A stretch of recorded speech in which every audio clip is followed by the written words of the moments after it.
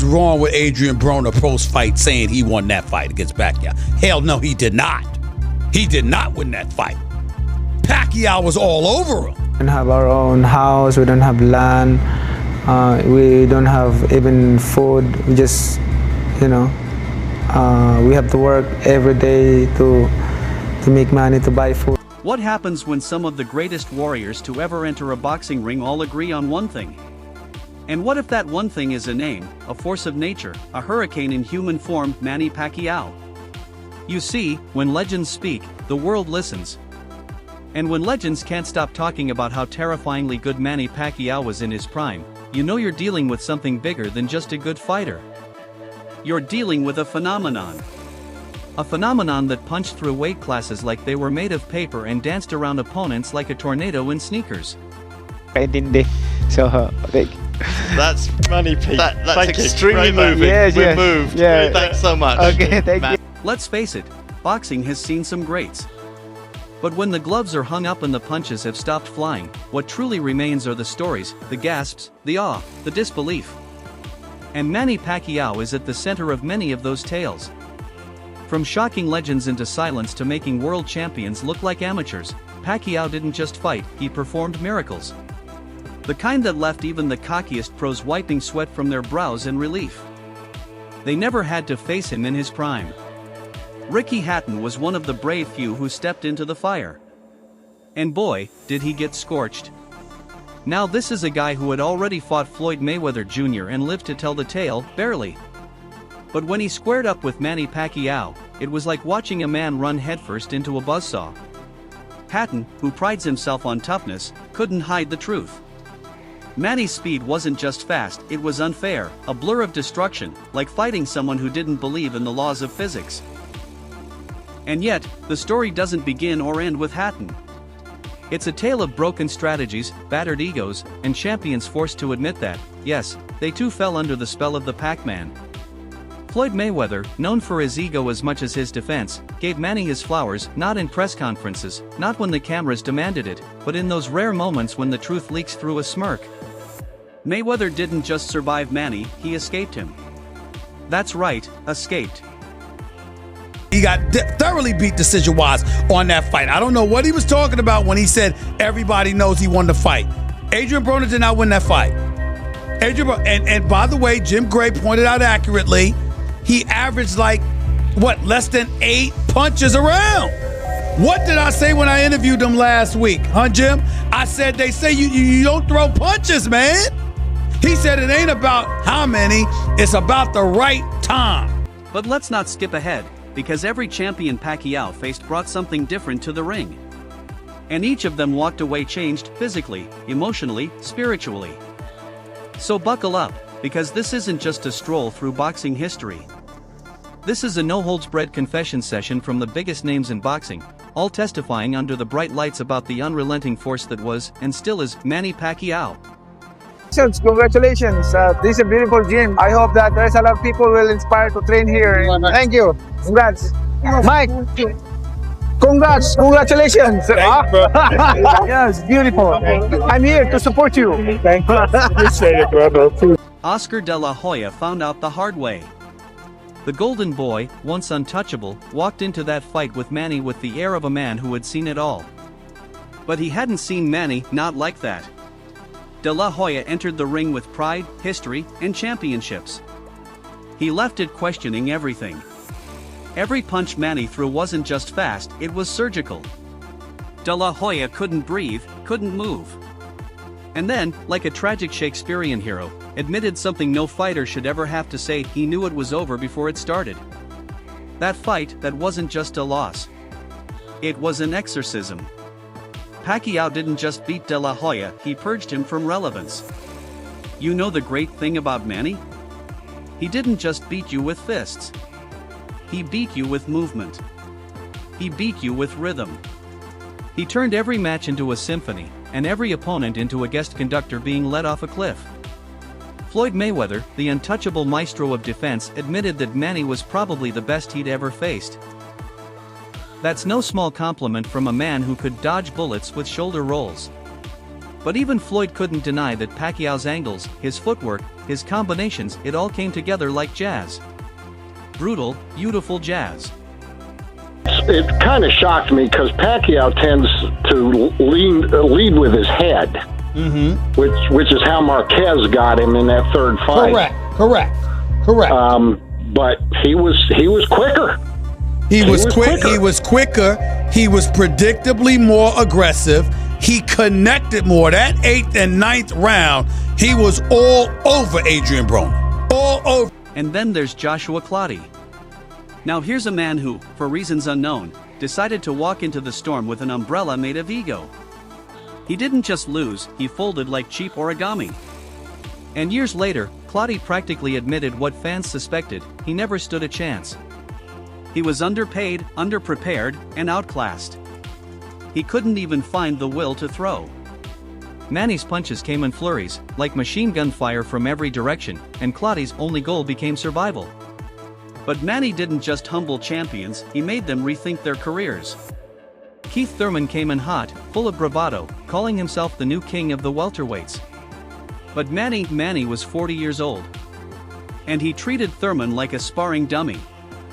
One knockdown, then another. And while Thurman showed heart, he couldn't do what most of Manny's opponents couldn't either: solve the puzzle. Pacquiao's speed, his timing, that violent left hand. By the time you figured out how to react, he'd already moved 3 steps ahead. Has a case for greatest fighter, pound for pound, who ever lived. Think about, by the way, I don't think he wins that argument. Sugar Ray Robinson is safely ensconced in that position.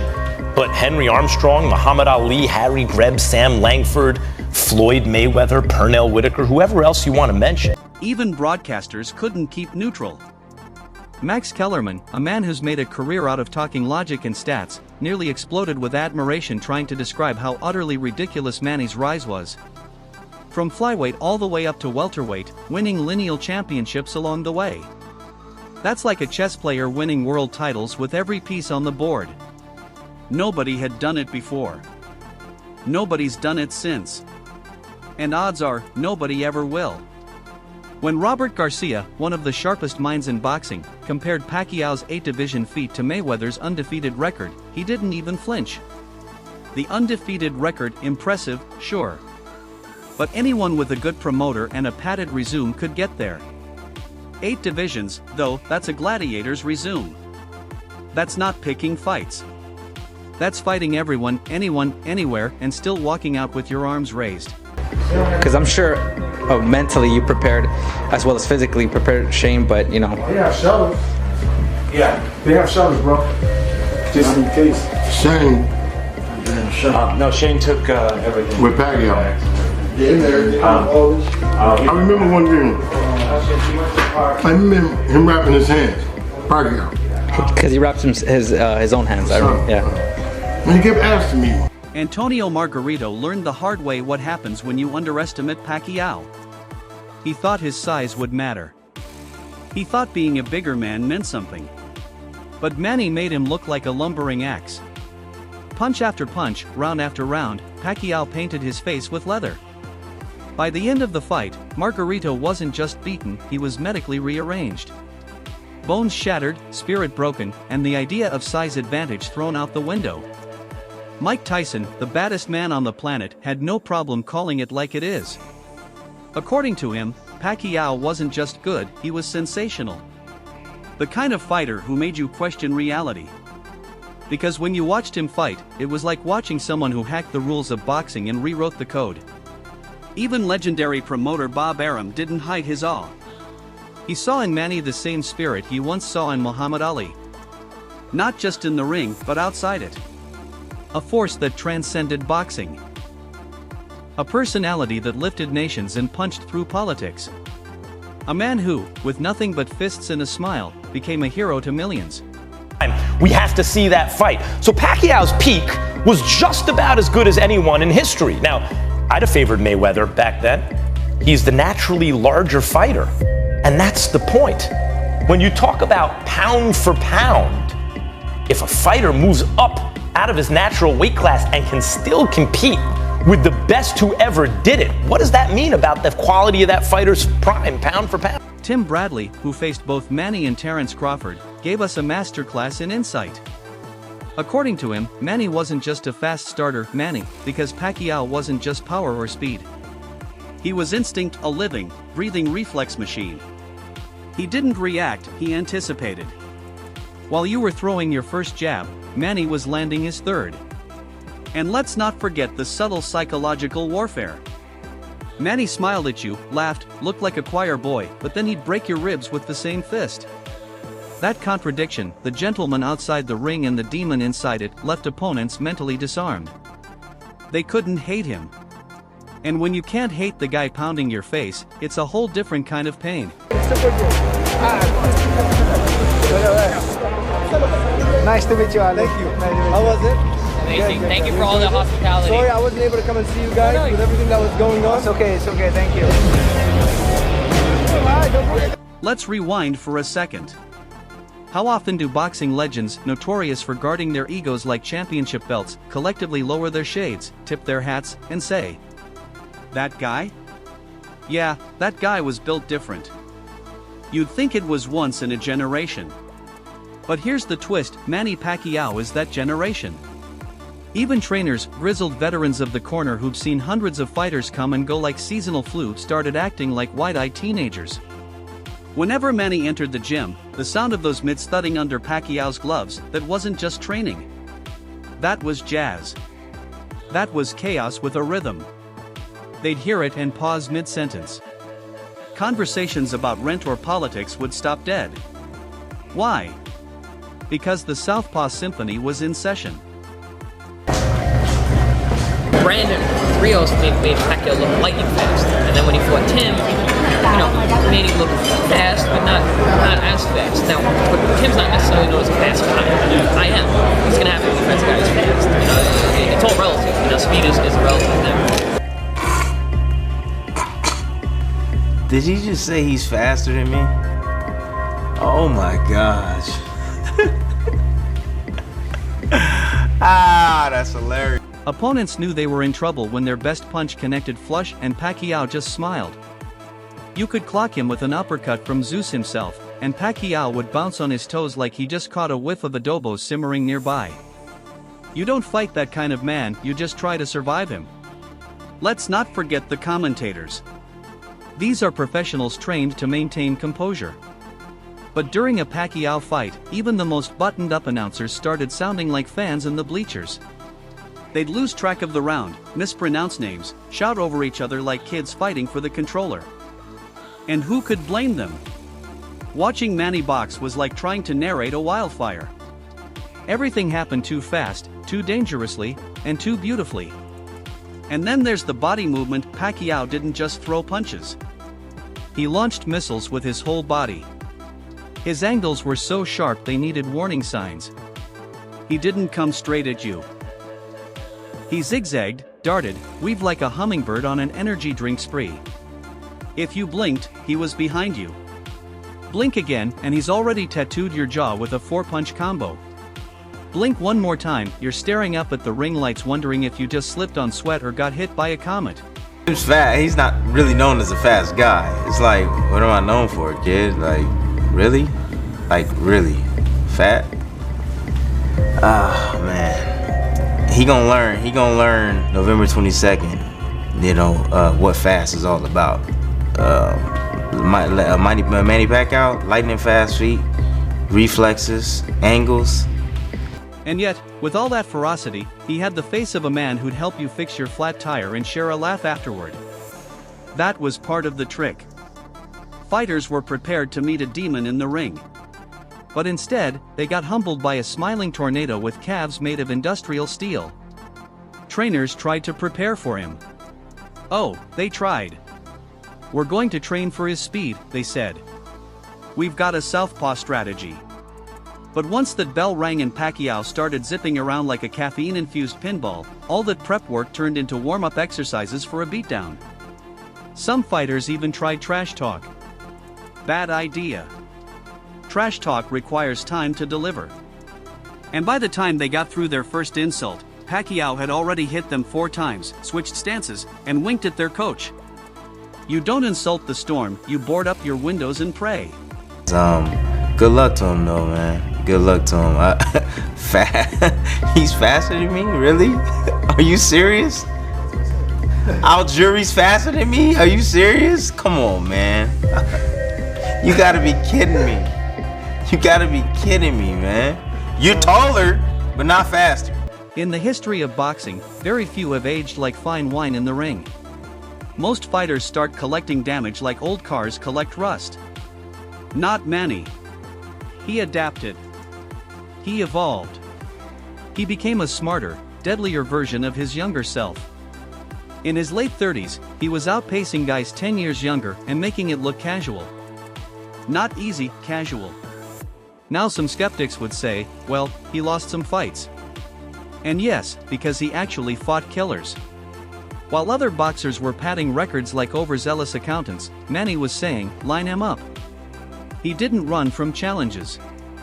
He ran into them face first, gloves swinging, heart thumping like a war drum. Pacquiao didn't duck, he dove. He faced men who had size, reach, youth, and the best science money could buy. And what did he bring? Heart. Speed. A grin that said, try me. And when the dust cleared, most of those fighters were left blinking in disbelief, wondering how someone that cheerful just handed them a beating that would echo in their bones for years. Punch so damn hard, you might want to see every step of this to make sure, because you might think I have something as hard as that. But after he wrapped the hands, I had my hand up like this, and he said, in my hand. I said, shit. Had I not seen him wrap that hand, I'd ask him to rewrap that damn thing. Let's not even get started on his balance. Manny could be midair, throwing a left hook, pivoting off his back foot, dodging a jab, and still land like a gymnast sticking a perfect dismount. You don't teach that. That's divine programming. You either have it, or you don't. And Pacquiao? He had it in surplus. He didn't box like he was trying to win rounds. He boxed like he was trying to break the laws of physics. The man made science cry. Trainers called it unorthodox. Fans called it miraculous. Opponents called it a blur. And boxing historians? They started etching his name into granite before he'd even hung up his gloves. When you look back at the legends Ali, Tyson, Duran, Sugar Ray, you realize what they all shared. Unpredictability. Charisma. Violence hidden behind poetry. Manny had all of it, plus one more thing. Humility. He wasn't boxing to show off. He was boxing because it was the only way his soul could scream. That's why the legends praise him. Because real legends recognize each other not by belts, but by scars. And the ones who stepped into the ring with Manny? They didn't just leave with stories. They left with X-rays. And just when the world thought he was done settling into retirement with a Senate seat and a halo, he came back. Laced up the gloves again. Because for Manny Pacquiao, retirement wasn't an ending. It was just intermission. The curtain didn't fall, it just paused to catch its breath. Make no mistake. This 2024 comeback? It's not a publicity stunt. It's the final stanza. The last page in an epic he's written with his fists. And trust this. Manny won't whisper the ending. He'll scream it with every punch. He'll make sure we never forget. Christian, had a way of ranking baseball players that I came across as a kid and thought that's really smart. You have to rank them at their best and then also over the course of their careers. Because when you have that argument, are you talking about who accomplished the most or what heights did they reach? What peak did they reach?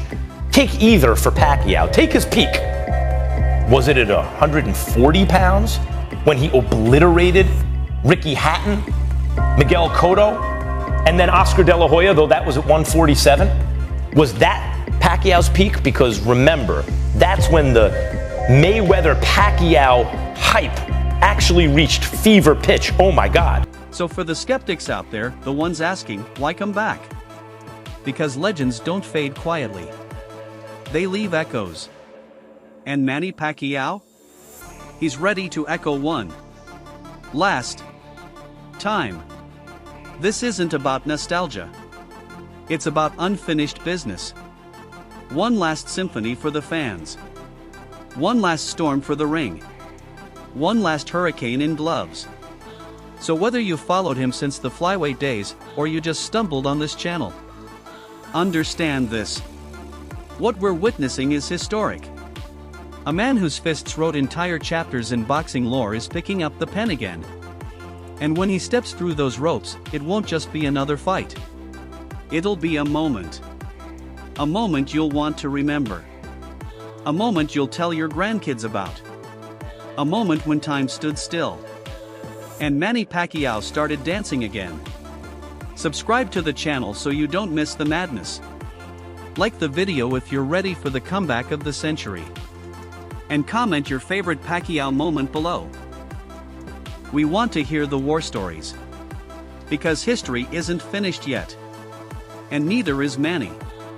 Don't forget to like, share, and subscribe to our channel. For more exciting videos, make sure to hit the bell icon and stay updated. Subscribe to Boxing Hub now for all the latest in boxing.